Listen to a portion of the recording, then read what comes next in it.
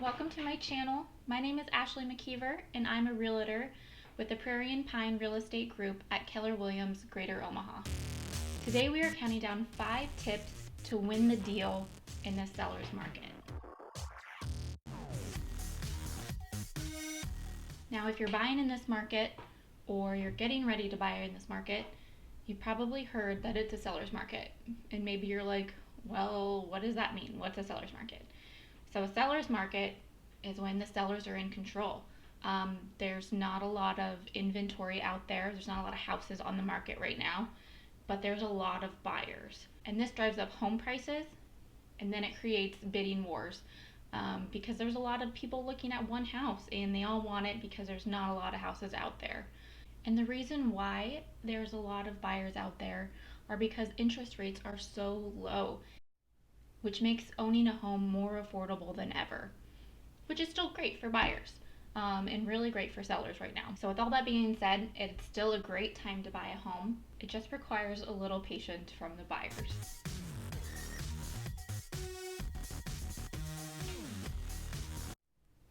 Tip number 5 to win the deal.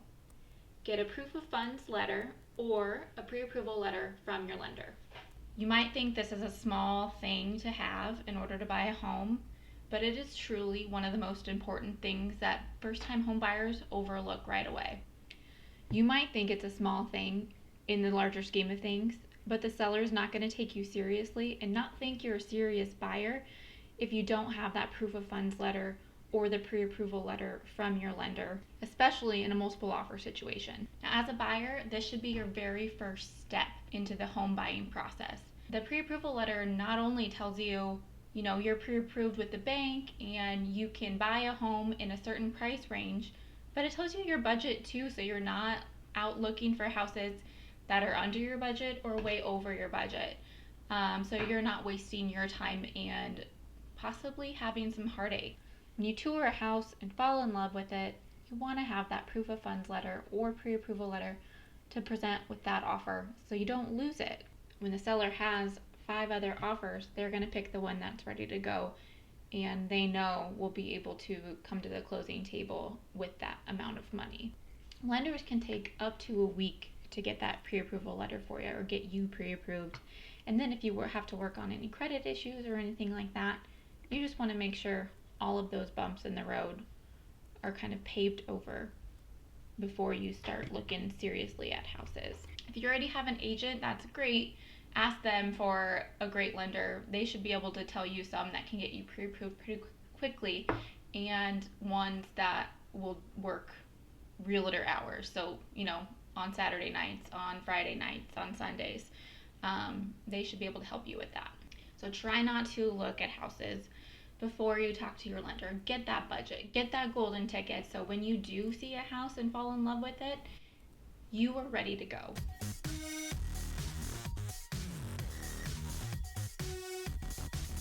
Number 4, make a clean offer.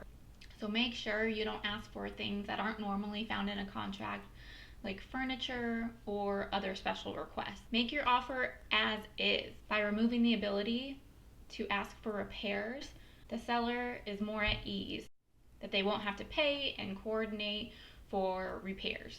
So keep in mind, you will still have your inspection period. So if any major defects are noted in the inspection, you can terminate the contract and still receive your earnest deposit back.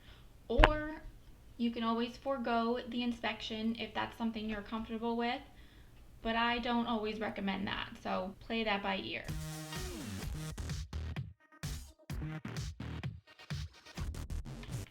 Okay, tip number 3, no seller paid closing costs. If your offer is the same as another offer, but you're asking for the seller assistance in closing costs, the seller is going to choose the other offer because it nets them more. So for example, if you offer $200,000 and ask for $3,000 in seller paid closing costs, but if there's another offer for $200,000 and no seller paid assistance, then they're definitely going to go with the $200,000 purchase price because your offer nets them $197,000 instead of $200,000.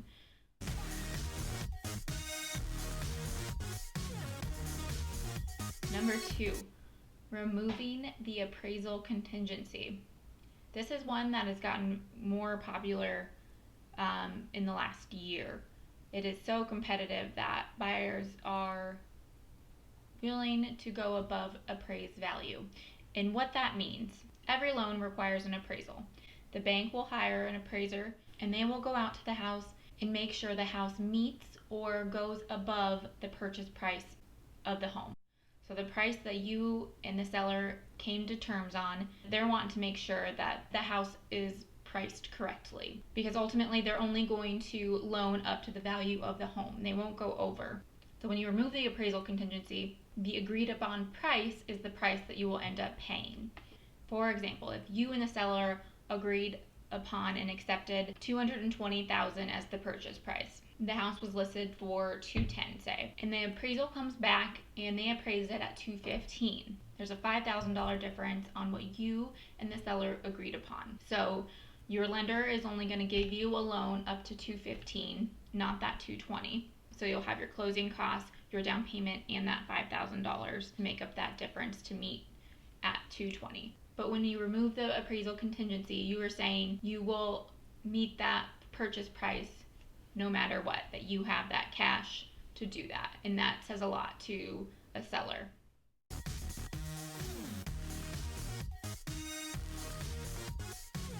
The number one tip is, of course, the price. I mean, come on. Money talks.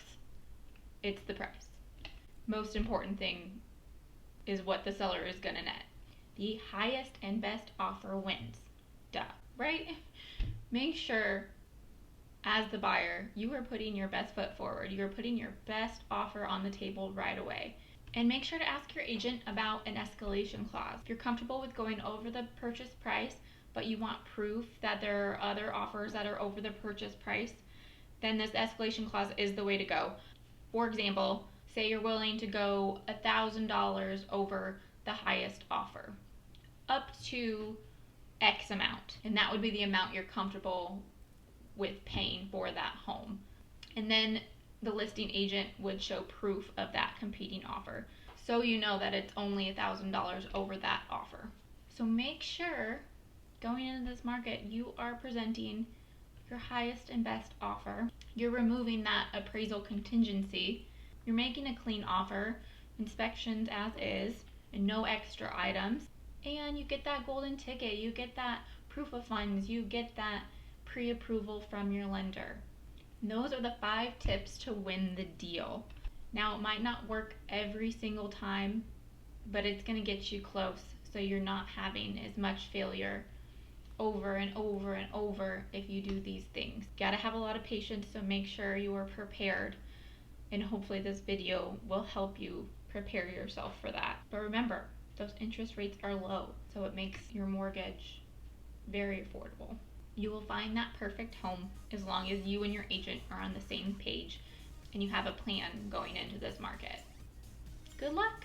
Oh, and for a complete list of tips, there's 12 altogether. Click on the link in the description below and I can send you those.